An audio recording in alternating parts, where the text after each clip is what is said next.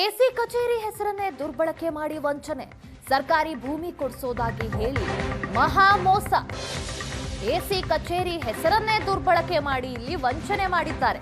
ಸರ್ಕಾರಿ ಭೂಮಿ ಕೊಡಿಸೋದಾಗಿ ಹೇಳಿ ಮಹಾ ಮೋಸ ಆಗಿದೆ. ಬಳ್ಳಾರಿ ತಾಲೂಕಿನ ಸೋಮಸಮುದ್ರದಲ್ಲಿ ವಂಚಕನನ್ನ ಅರೆಸ್ಟ್ ಮಾಡಿದ್ದಾರೆ ಪೊಲೀಸರು. ಬಳ್ಳಾರಿ ತಾಲೂಕಿನ ಹಿರೇಹಡ್ಲಗಿಯ ಹೇಮಂತ್ ಎಂಬಾತನಿಂದ ಮೋಸ.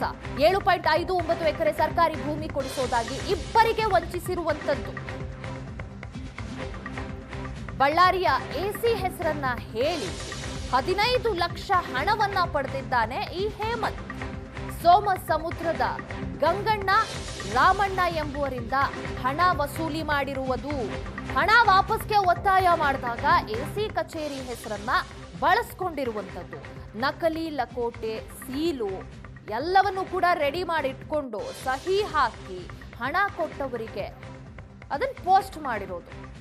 ಅಗ್ರಿಮೆಂಟ್ ಮಾಡೋದಾಗಿ ಮತ್ತೆ 2 ಲಕ್ಷವನ್ನ ವಸೂಲಿ ಮಾಡಿರೋದು. ಈಗ ಹಣ ಕೊಟ್ಟು ವಂಚಿತರಾಗಿರುವಂತವರು ಕಂಗಾಲಾಗಿದ್ದಾರೆ.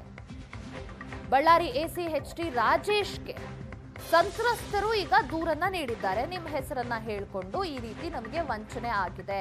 ಪೊಲೀಸರಿಂದ ಸದ್ಯ ಆರೋಪಿ ಹೇಮಂತ್ನನ್ನ ಬಂಧಿಸಿ ವಿಚಾರಣೆಯನ್ನ ನಡೆಸ್ತಾ ಇದ್ದಾರೆ. ಇಬ್ಬರಿಗೆ ಸರ್ಕಾರಿ ಭೂಮಿ ಕೊಡಿಸ್ತೀವಿ ಅಂತ ಹೇಳಿ 15 ಲಕ್ಷದಷ್ಟು ಹಣವನ್ನ ವಂಚಿಸಿರುವುದು ಈ ಆರೋಪಿ.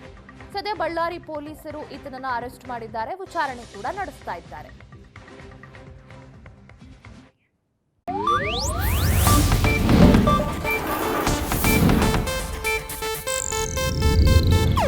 ಇದು ಏಷ್ಯಾನೆಟ್ ನ್ಯೂಸ್ ನೆಟ್ವರ್ಕ್ ಪ್ರಸ್ತುತಿ.